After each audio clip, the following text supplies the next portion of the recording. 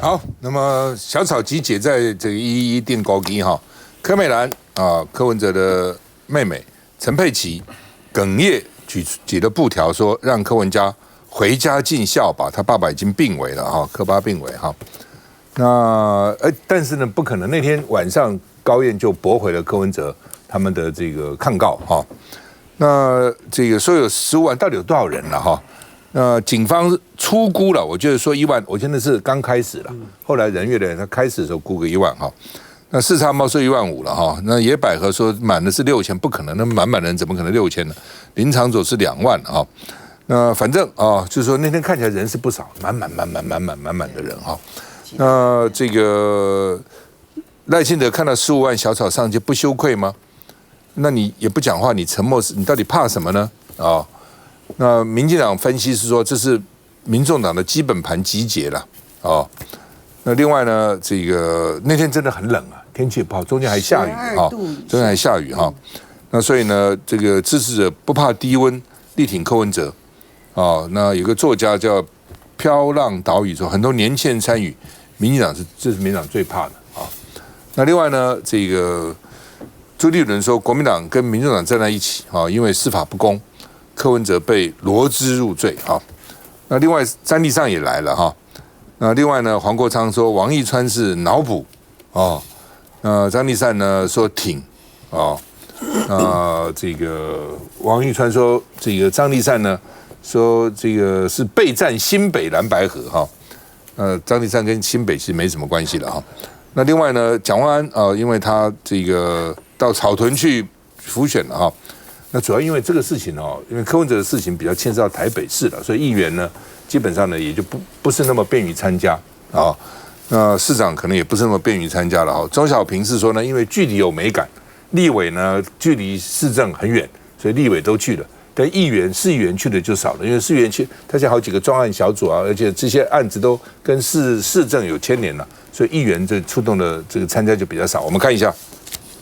现场已经超过15万人了，15万人啊，15万人了，15万人啊！越夜越美丽，顶着毛毛细雨，民众党111定勾机活动的最后喊出现场超过15万人。从空拍画面来看，人潮挤满自由广场门外，甚至蔓延到中山南路的尾端。但不少人直呼15万根本不可能。网友贴出空拍对比图，说苏打绿这样才2.2万人。政治评论员吴欣颖也说，人数最稳定没飘雨时，警方初估1万人。过去野百合中正纪念堂爆满只有6000，前立委林长佐表演也顶多2万。更有网友拿 ChatGPT 估算说，现场顶多16569平方公尺，计算下来最多26000人，哪来的15万？对此，民众党强调就是以现场数字为主。不过这回国民党从党中央到立院党团，云林张家、马英九办公室都派人前往声援，却似乎没见到北市府的踪影。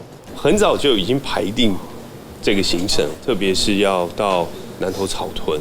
说是早就规划好辅选行程，但现场也没有看到蓝营北市议员，就让外界推测，难道是布局2026先壁垒分明？毕竟昨天的游行还是跟民众党相关，那当然就会牵扯到柯文哲的案子。台北市议员们其实参加几乎是没有，主要原因当然是为了避嫌。怎么拿捏蓝白之间的线？北市府或许都有尺度，毕竟柯文哲已被起诉2周，北市府这周也将开会讨论金华城后续。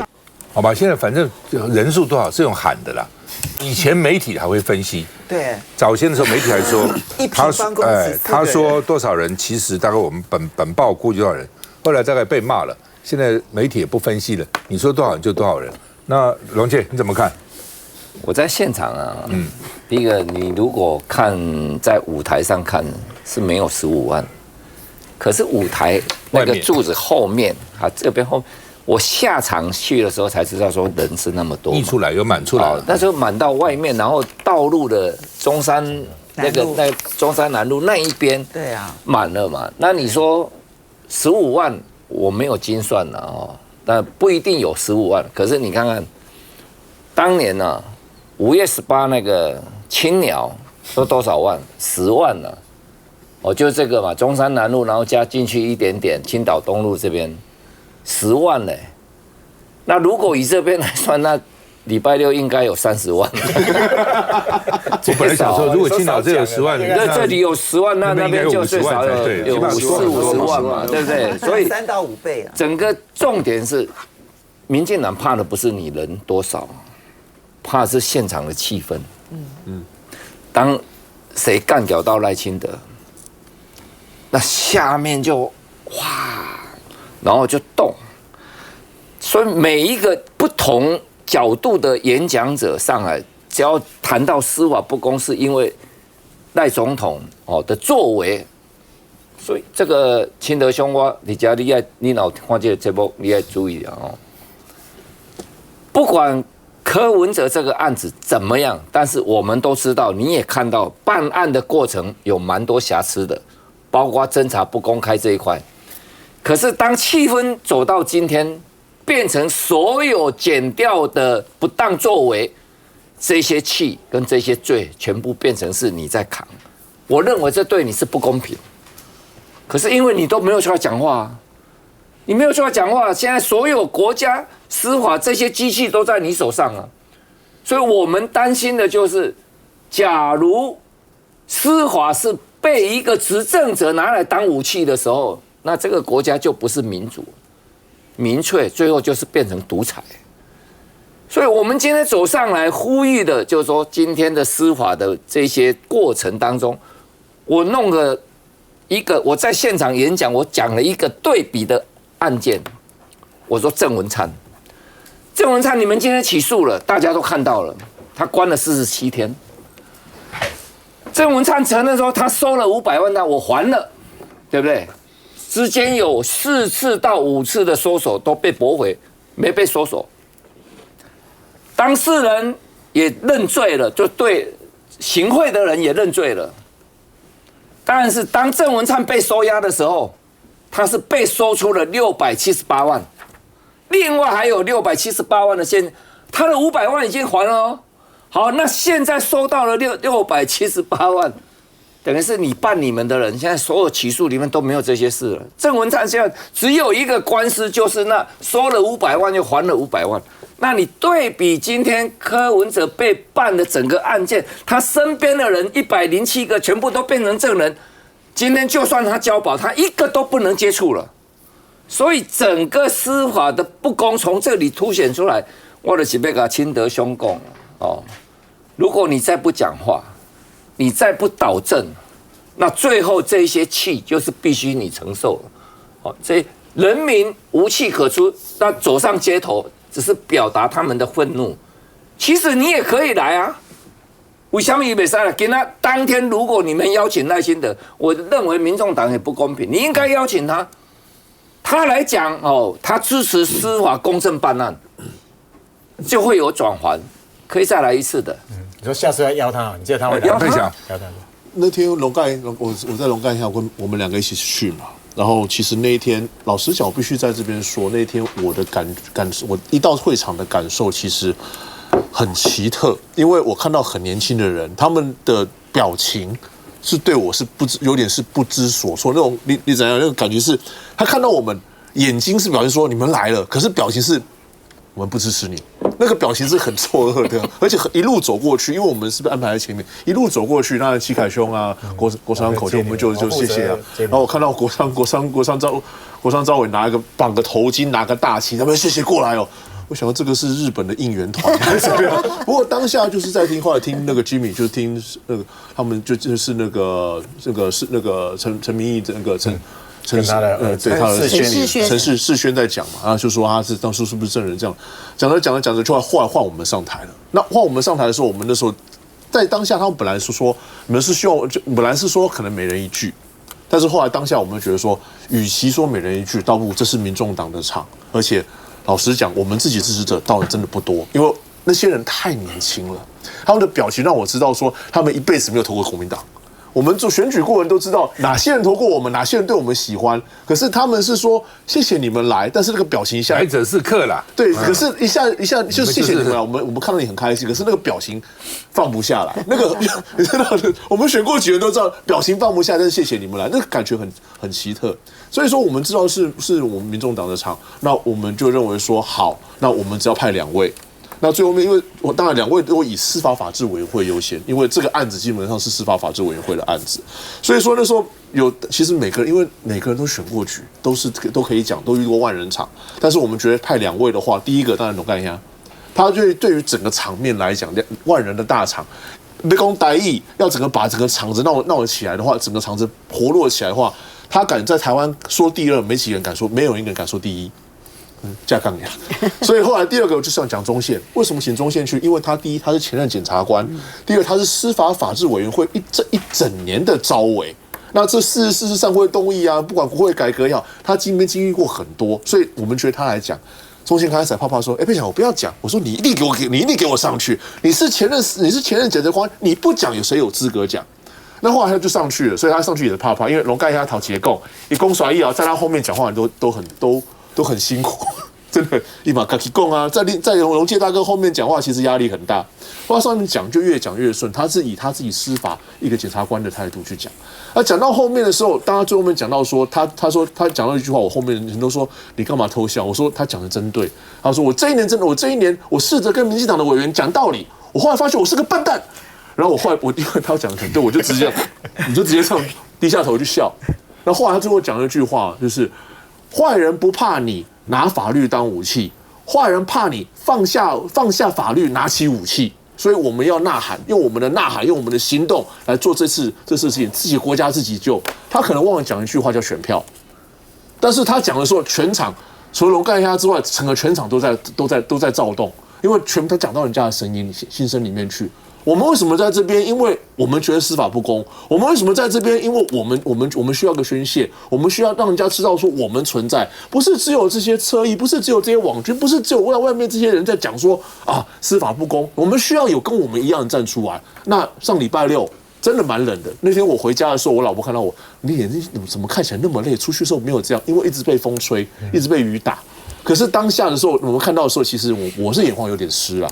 因为我很难得看到说一个纯粹的场子，不管结果是什么，不然未来怎么样？当下为了司法正义这件事情，为了不让一个司法正义而去被人家污蔑，为了不让司法变成一个当权者的工具，去可以压人取供、罗织入罪，甚至有罪推论这种事情在我们的国家发生的话，这场出来，我看到跟我在一起的人再站出来说，我心是觉得蛮暖的啦。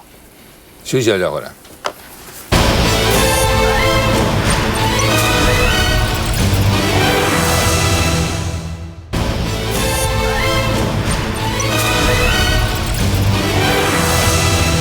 好，民进党立委钟嘉宾哈，因为他也是这个司法法制吧，啊，召集人了哈。那召集人是可以排议程的，那不过这礼拜本来是轮到吴宗宪当召委，那钟嘉宾跟他换了议程哦，说要审这个税审法啊，所以吴宗宪就好吧，这个事情反正大家都觉得是该审嘛，哦，结果没想到呢，今天要谈的就是这个到底啊一定勾稽啊，那么这个案子有没有妨碍司法？那不过钟嘉宾是说，我只是想妨碍司法。我也没有定狗，也没有指定是你们啦，啊，那罗志祥说啊，这个钟嘉宾排妨碍司法专报，你是要羞辱柯建铭吗？那当时你们不是关说吗？因为当时这个马英九那个时候，哦，这个罗志祥是副秘书长了哈。那另外呢，这个说这个因为他骗了吴宗宪，去换了召委，换了议程了，所以这礼拜。他本来讲说要去谈这个税审法嘛哈，那吴宗宪说，我如果早知道的话呢，一定拒绝跟他换呐，哦，我怎么知道这个他是骗了我呢？哦，那黄国昌说呢，当时呢这个一定勾稽，我是号召者啊，发起人啊，那你来侦办我好了啊，问法务部长啊，你不要侦办，你要不要侦办我呢？哦，那另外呢，黄国昌也秀当时钟嘉宾拿这个油压剪。去检立法院的这个等于是公务了哈，检那个铁丝网啊等等，检这个门啊哈。那说他就问郑绵清说：“你办了没有呢？那是妨碍这个破坏公务啊，现行犯，你为什么不办呢？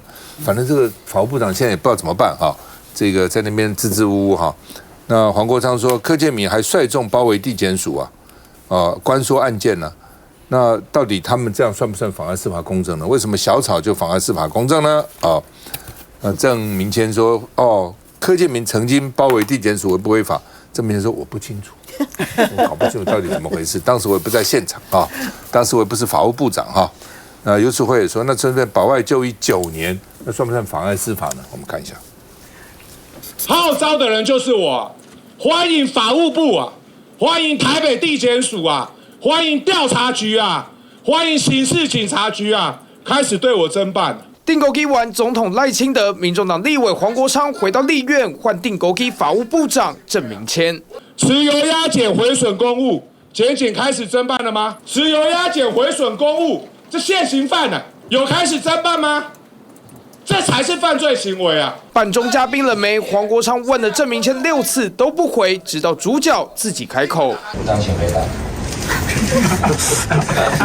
质询充满浓浓火药味，就是因为民进党召委钟嘉宾针对号召民众上街对抗司法是否妨害公正性为题，台案专报。我们礼拜天都有去参加中正纪念堂的集会活动，请问我们是妨害司法公正罪的现行犯吗？这个没有涉及到其他的犯罪，当然就没有现行犯的问题。其实这周召委原本是蓝营的吴宗宪，因为钟嘉宾支持税审法才统一对调，只是议程却和原本排的不一样。我们一开始看到的也是这个议程也是税审法，但后来怎么突然变成是这个？这看起来就是满护航味道的这个议题出来啊！我们主席，你不骗人是会死吗？不骗人皮很痒吗？不骗人就会很痛吗？专报没有定勾机这些字样。那委员发言的时候，因为用到皮在痒这个，有涉及到可能不太好哈。出于好意，却遭对方突袭，让朝野再吃互信，蓝白依旧联手抗绿。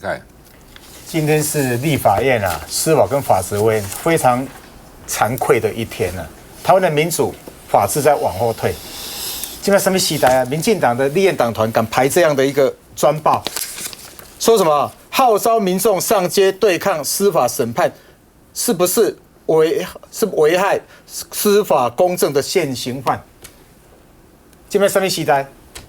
民进党到现在还在恐吓我们的小草，还在让人民连一个集会游行最基本的人权、言论自由都没有，那叫倒退路啊，是不是？大家看一下南韩这几天在做什么事情？南韩的国会跟南韩的法院这几天正在逮捕他们下动员令的南韩的总统。人家南韩人民是站起来，国会是站起来的，在力抗戒严。结果民进党现在在走向威权、走向戒严的路上。全世界有哪几个民主国家敢排这样一个专报？这在独其他国家、威权国家开始这样干吧？全世界有吗？有民主国家这样干吗？民进党不是给倒退路嘛，下西下井，让整个立法院没有面子，让台湾没有面子。你去年年底，全世界唯一的去挺尹锡悦下动员令的，当然民进党的立院党团呀，到现在文撤了，删了文，有道歉吗？没有。今天又搞一个世界级的大笑话，这个东西拿出去，全世界都笑掉大牙了。你民进党立院党团，你怎么对得起以前那些流血流汗的那些民主前辈？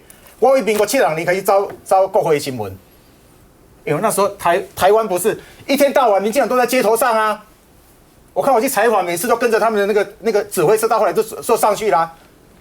520农民革命，你刚讲说什么集会游行，民进党就是街头起家的嘛。对，他们是街头里面要废掉刑法100条，那时候什么海外的那个什么黑名单没让等来，后来为什么以前有什么中立事件、美丽岛事件？哪一个重要的事件跟司法审判，你民进党没有在街头上立身？结果当初大家叫我们当记者的，我们都帮你们都写一些好话，为了台湾可以进步，为了人权，为了司法。结果你现在连人民最基本的集会游行的权利，连言论自由都不给了。我今天我还特别问了钟嘉宾，你敢排这样的议程？我跟赖清德知道他们有没有来挡你吗？民进党立法委员没有党团没有人来劝你说不要搞这个东西吗？下西下井。逃 K 嘛，也不敢回来讲，不敢抬头来讲话。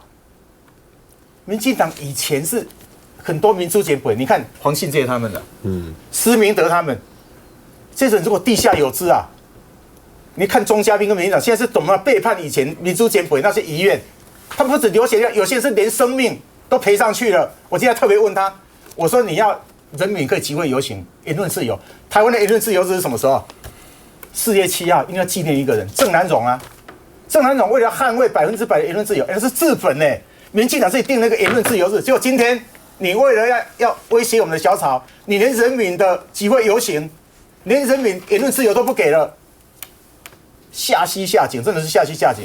所以刚刚在讲，你定高低，我们号召民众上街头，以前民进党没有号召吗？而且那一天的诉求不是只有为了柯文哲一个人，人权的司法上的人权，刚刚大家都讲了，整个台湾这段时间的司法不公不够严重吗？我因为那天，因为我要欢迎大家去，我那天讲话都把时间缩到最短，2、3分钟我都讲完。我在脸书上面用了7个 QR code， 大家把那个 QR code 里面每个案子都拿出来看。陈启义的案子，陈启义第一次哦，你看掏空我们人民纳税钱11亿，第一次还是无保交回，第二次150万交保，人就跑了25天，还去逛大街。那时候我们的总统赖清德怎么讲？请他来投案。所以才弄到后来有林炳文这个事情嘛，林炳文350万交保人就跑了，法务部长也携带清德啊，像那个7的那个电影一样，欢迎你来投案。我们的司法怎么沦落到这样的？你总统到我们的司法体系，不是应该说该压的人要压，不要让他跑出去？如果跑出去，你应该是限令，赶快把他抓回来啊！结果都不是，从总统、法务部长到整个司法单位，变成像7的这个电影，人民当然抗议啊！人民现在民怨很深。现在我觉得民进党现在要做的是什么？回过头来面对民意，把民怨解除，不是在那边你扮小草，拜托你喝不喝？你看现在那一天出来的人有多少人？不是只有小草，你看看国民党的人有多少人来？那一天有各行各业多少人来？民怨已经太深了。民进党过来就给外公，大家兵了，一定把你拉下台。龙介，今天那个委员会到底怎样？可以用骗啊。立法院是每个礼拜5啊。会告诉你委员会下个礼拜1、3、4要排什么议程嘛？那这个礼拜的召委是轮值是吴宗宪的，那因为他之前眼睛去开刀，钟嘉宾当然大家互换有协助，好协助那也好，他说要跟他要1天1天来审这个税务行政的这个事件来审理这个草案呢。所以在礼拜5啊，发给我们就是1点55分，发给我们就是要审这个法案了。这个礼拜5发给我们1点55分是这样了，就表示他们已经换好了嘛。礼拜1嘛，这个礼拜1、礼拜3、礼拜4就回到吴宗宪要审的法案的预算嘛。我就今天本来要排勘察，后来到4点啊，那是1点55分啊。到4点32分就传这个妨碍司法，我说那样因为我们走了嘛，礼拜6就去参加。我今天早上一来，我就问那个吴宗宪说：“假如也开安呢，今麦开，今仔开我就出来出来了伊说没有啊，跟我讲他是要排那个税务行政像啊。我唔知伊甲骗，我知伊甲骗，我都不爱服我，我就变这样。好，那我们就请司法院的刑事厅长，还有法务部长一一问嘛，你也在场嘛，就这个集会有没有妨碍司法？你要讲清楚啊，有没有妨碍司法？拢讲无。还好今天的官员啊，出席的官员包括部长。没有被这个标题，没有被民进党这个召委带着走，还有一点点底线呢。就我们觉得，所以大家就变成把矛头指向主席嘛。大概出来所有发言的人都是针对主席去讲嘛，你看没了嘛？你这样子操作，我刚刚已经就接续刚刚讲赖总统这一趴，你越是这样操弄。然后办案的过程，这些瑕疵，坦白讲都可以去做补救的，没有。然后你的党团，你党里面的成员，大家一直往死里打。如果你还是漠视整个上街头，民进党以前最珍贵的、最珍惜的就是街头上这些民意然后你今天是在跟着街头上这些民意对干，火车对撞。我唔知你后壁是不是遍体鳞伤但是我所熟悉的30当前、20当前、跟10当前的民进党完全不一样。休息一下再回来。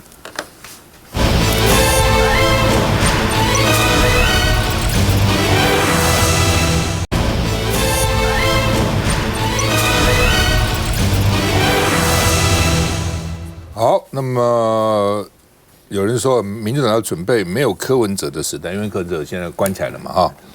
律师说可能会羁押到审判确定，哈，可以羁押多久？哈，在检察官时候2个月，2次4个月，但到了法院1审2审呢，可以羁押3个月加6次的2个月，你6、2就是12个月啊，再加3个月就是15个月啊，所以1审可以给你关15个月，到2审可以再关你15个月，但从整个加起来不能超过5年啦，啊，所以呢，真的如果说这个法院哦，如果真的这个吃了秤砣铁了心哦，可以把你关很久的哦。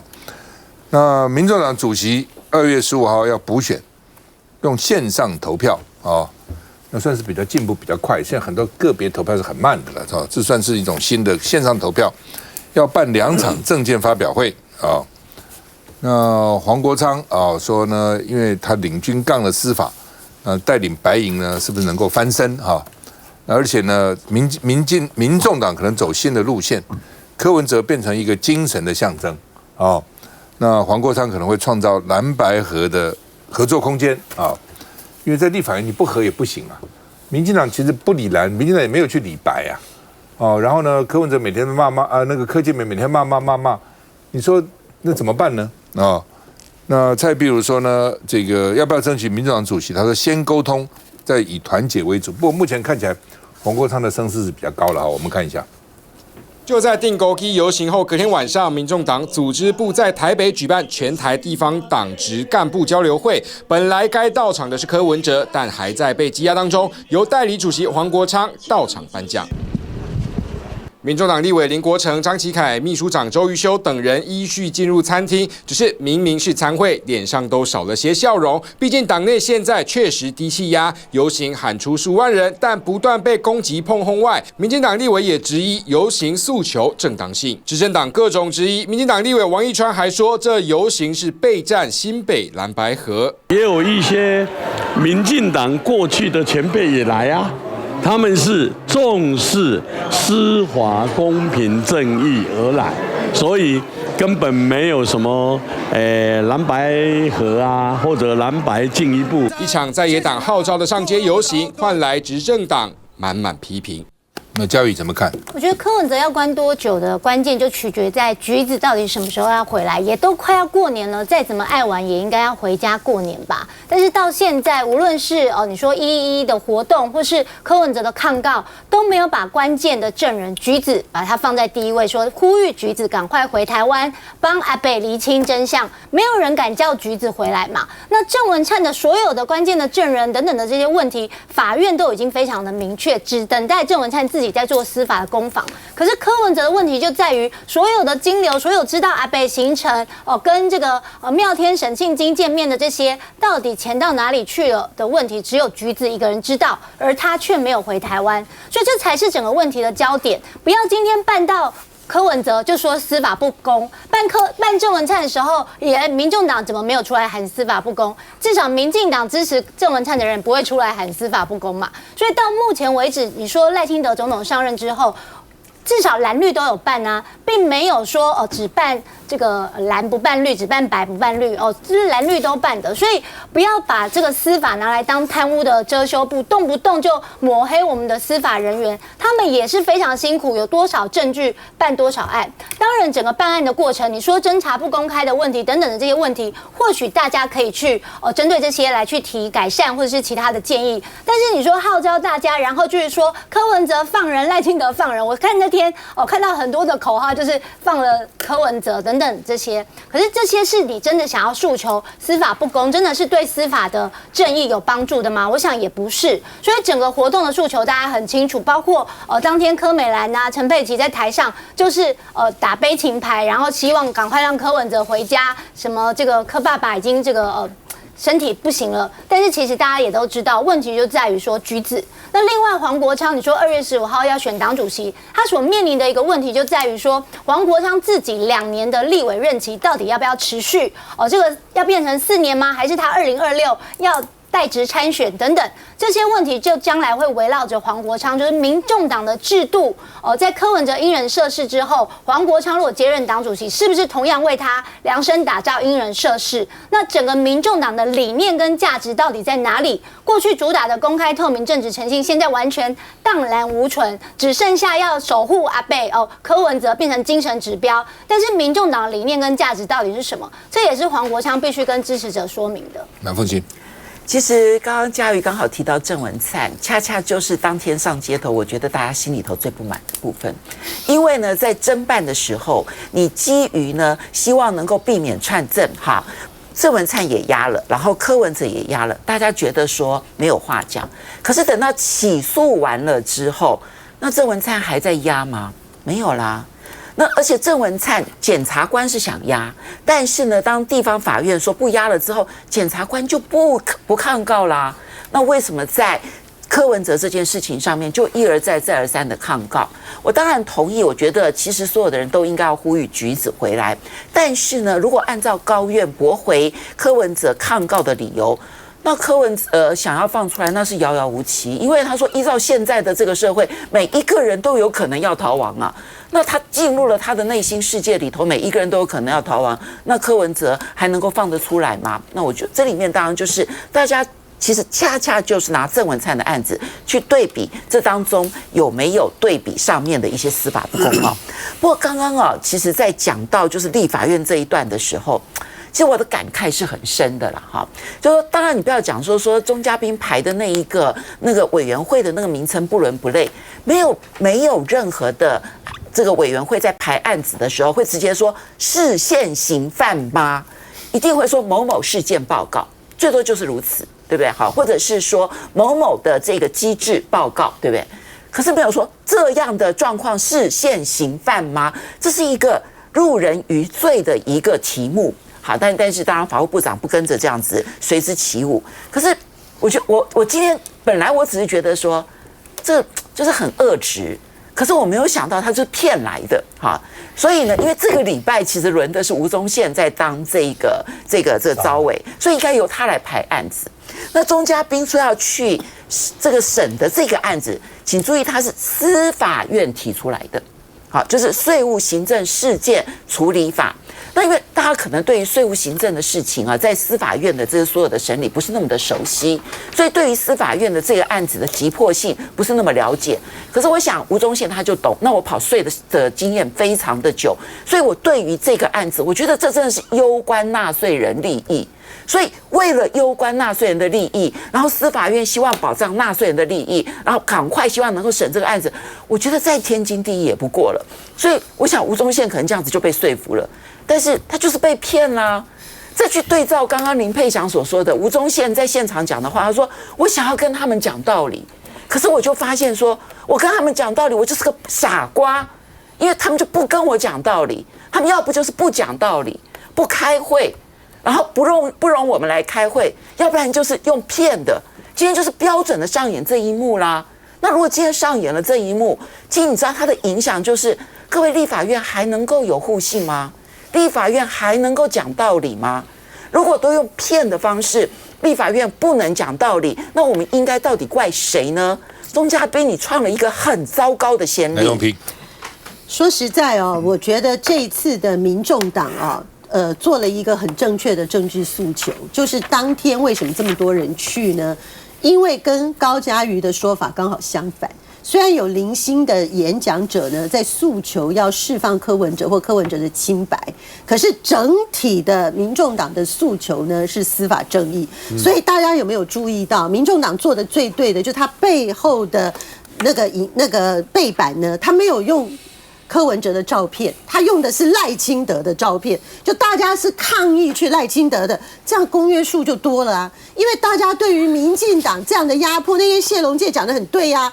今天大家如果眼睁睁的看到民进党这样子对付下一次就这样子对付谢龙介，下次就对付你和我啊，我们在这边做政治评论的人，没有人可以安心啊。所以整个问题是政治执政党的机器介入入司法的黑手的问题嘛。那这个让你不管支持什么党的，连支持民进党的创党党员林正杰这些人、许国泰这些人，通通都跑出来嘛。因为你的诉求是说，我们不要戒严政府政党的这个可怕的机器再次的碾压我们嘛，所以我觉得第一个，民众党的这个事情做得很正确。那正确了之后呢，111的成功呢，创造了2个政治的结果。第一个，民众党本来在那边骂来骂去，一副要垮台、要变成一盘散沙的时候，民众党自己得了很大的凝聚力，然后他们马上顺势说，现在我们赶快进行党主席的改选，赶快进行辩论。我觉得这些政治动作都非常的对，而且用的就是说，第一个采行的网络投票，这些都很正确。那第二个更重要的是，当天国民党不是只有立委去，国民党派了党中央，而且是由当时蓝白不合的关键人物林涛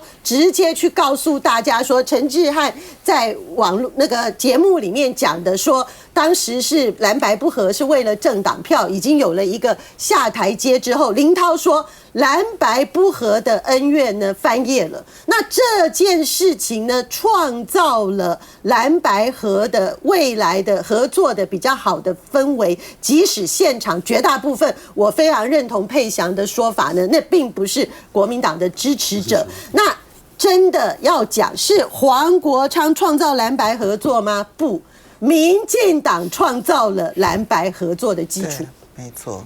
好吧，就说111那天呢，看来民众党召集的这场活动呢，你说问我基本上认为是成功的了啊。不管大家怎么样，这个有各种不同的看法。第一个人数够多，啊，在那样冷的天气啊，第三个诉求很明确的啊。休息一下再回来。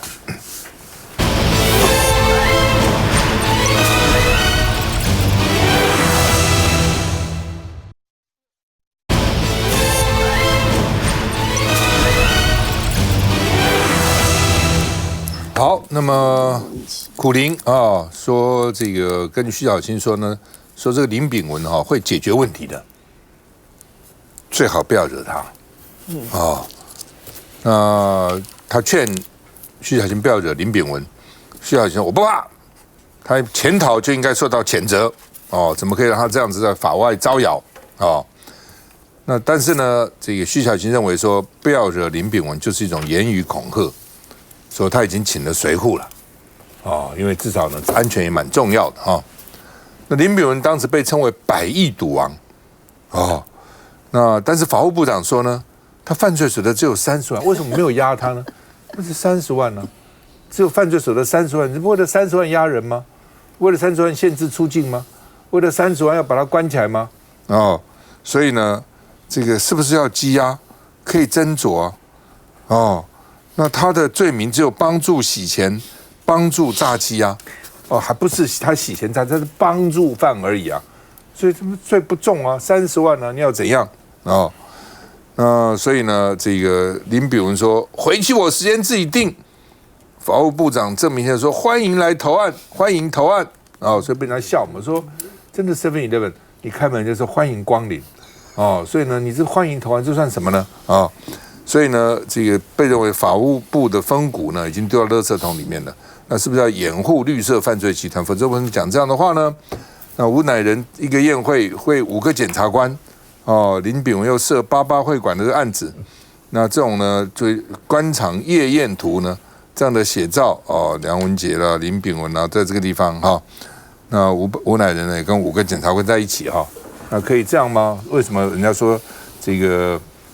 民进党是什么党检媒一家就这样。我们看一下徐小青。一票国民党立委11号参加民众党111定勾机，徐小青开心和同事打招呼，但旁边有人紧盯着看。穿黑外套探出头来，过滤徐小青身旁环境。据了解，这是他申请保护的警方人员。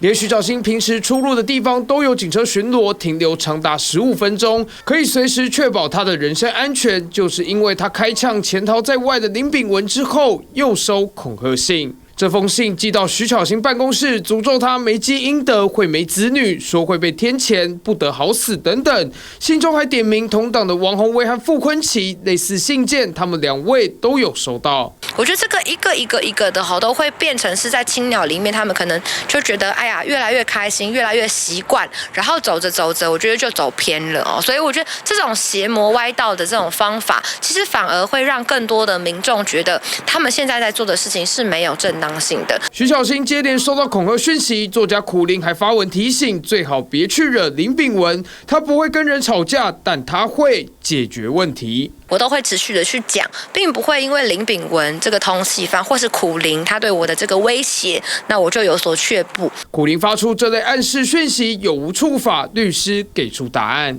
如果背后确实是林炳文转述给苦苓，要求苦苓来转述给徐巧芯的话，就有可能构成恐吓罪。是好意提醒，还是别有用心？发出讯息的人心知肚明。来，嘉宇。我觉得法务部长的态度应该更强硬一点哦，因为毕竟林炳文他牵涉的案子在台湾，大家是非常的不能接受，不管是诈骗、赌博等等的这些，这背后所牵扯的政商关系也可能蓝绿都有。那法务部长其实应该要保持一个守护司法，而且捍卫这个司法正义这样子的态度，所以应该是勿枉勿重哦，强硬的用不惜一切的代价，一定要把林炳文缉捕到案。那怎么是用这种温情喊话说，哎，欢迎他赶快回来投案啊，怎么等等？那我觉得大家听了真的是心里面是不是滋味啦？所以我觉得到目前为止，林炳文不管是在网络上发表这个脸书的文章，用这种态度，好像对于台湾的司法或是整个是用一种轻蔑的态度或者是法务部长的态度，都会让人家觉得好像我们的司法的威严被践踏在地上。我觉得这是非常不好的。龙介兄。不法所得30万，那为什么要300万交保啊？对啊，这点我不懂。好，那洗钱洗了217亿，我想呢，包括苦苓也好啦哈，林先生也好，恁拢是社会有场面的人。你用这个讲法，就是在甲徐巧芯恐吓。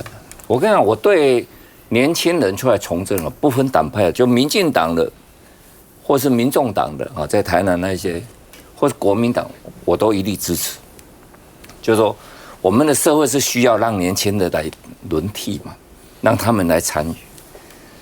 那或许徐巧芯他收集了比较多的资料，可是你借用这种方式，你也袂起，艺术安那，你是咧恐吓。那道上得兄弟兄弟安尼讲啊吼，恁行恁的路了。政治本来恁就唔要介入啊！你甲要介入卡到就是司法队面对你嘛。所有的公职人员，大家都共款啦。你搁去日本也共款啦，无分任何党派。哦，兄弟过兄弟的生活，但是你卡到法律，你骗遮济人，哦，你讲好，你的代志是洗钱尔，洗钱你转来跟司法讲个清楚啊。问题是你走啊。你走了，你搁讲我讲是要等还是我咧定的啊？所以我开问法务部长啊，你怎么可以这样呢？你说欢迎投案，啊，你对柯文哲敢有遮客气？恁办恁家己熟悉的拢较杂啊，你办别人办在啊，当较杀啊。恁对阿扁的敢有安尼？好，我今仔甲甲讲啊，不用特赦啦，20年超过免诉啊，比特赦还有用啊。其实我在上个会期我已经问了哦，我说这37个死刑犯打死了61个人哦，大法官你做这样的解释，将来解释完了以后撤销死刑已经撤销，他就没有刑的宣告。你刚刚又讲羁押最多5年哦，这些人都关超过5年了，弄来绑处理啊呢？除非你要重新给他定罪、定验以后，才能再去送执行哦。法务部长无法度甲我应。我讲会绑锤呗，伊唔敢讲，我们会想办法继续压。你拿手依法不能压啊，所以我才建议15个大法官，当时15个大法官，每一个人认养2个回去家里住一下，你感化看看，你看他能不能被你感化啦？这不错，这不错，1个月就好了。谁所的视线稳，谁就认养。我最近听过一句话叫做“对抗独裁，理解独裁，成为独裁”。那我如果那在苦苓，我记得他以前是老师出身的嘛，那他是对抗非法、理解非法，然后帮助非法。老实讲，以一个作家、以一个广告主持人身份来去帮林炳文讲话，这瓜田李下很难不让人家认为说他跟88会馆林炳文有什么关系。所以我觉得，与其说现在苦苓帮林炳文讲话说小心要小心，倒不如说他现在应该把自己讲清楚，说为什么他要特地带这些话？因为你带这些话，你没有这个身份跟角色带这些话，那讲出这些话的目的是什么？那这很值得我们玩味嘛。所以我觉得他应该第一时间，苦苓自己是一个公众人物，那讲的话公众要审视。那他现在我们来审视他了，请他把自己把话讲清楚，为什么要讲这些事情？那一天呢，111的时候啊，徐小新去现场啊，那后来我在上节目嘛，很多网友就开始发动要保护徐小新啊，所以我的意思就是说，像林炳文这种事情呢，绝对犯众怒。那犯众怒了之后呢，我觉得苦苓也是搞得很奇怪，就是说他为什么要把他晚节不保到这种程度，对不对？你做一个作家有什么不好呢？你为什么到这个时候只因为这个人是你的朋友吗？你要出来砍拖这件事情，然后就像刚才 TVBS 那个新闻讲的，那个律师就说啊，他确实有恐吓徐巧芯的嫌疑啊。那这种事情呢，我们就主张说，国民党团一定要强硬。从那么多民众都呼吁保护徐巧芯的部分，国民党团可以发动一个对徐巧芯的保护呢，然后继续的要给法务部施压。那我说真的，这个部长做的真的是不够格啦。讲说啊，林炳文就只有30万犯罪所得，他应该会说，那我应该要请新北地检署重新侦办他的情况嘛，对不对？你怎么会这么轻忽把他放掉呢？就在我们讨论的这个时候，88会馆的那个主嫌郭哲敏，对，郭哲敏呢，他已经2亿带电子脚镣呢，已经要交保了，可以过年了。嘉义刚说现在的司法是蓝绿都办，实际上是这样吗？民进党可到现在不晓得人民为什么民怨那么深，是因为现在的司法碰到民进党就转弯了，然后办蓝白办得特别的重，这才是所谓的不公平。你看过去民进党执政8年有多少弊案？超市的弊案、高端的弊案、快筛的弊案有吗？民进党设计的弊案有哪一个有办？这是一个点，这人民很生气的。第二个，最近碰到的，你看不是只有强压柯文哲你看看国民党最近的林智妙宜兰县的这个县长，你用什么？你就收这办他，后来你还可以变更，用图利还可以重判他。现在他们说下一个可能是杨文科。你看你碰到国民党跟民众党人都是用重判，结果你看到林炳文，你看到陈启玉，看到郑文灿，看到吴乃仁，你两个不是转弯过去的。另外一个点很重要，你现在把大法官当成是你的打手跟痉挛，你看他连自己提名完的大法官那个刘大炮不当你的打手，不只批评你，你就可以把他刷掉。到现在赶快提合适的人，到现在不提，你就是一手要掌握这个大法官嘛。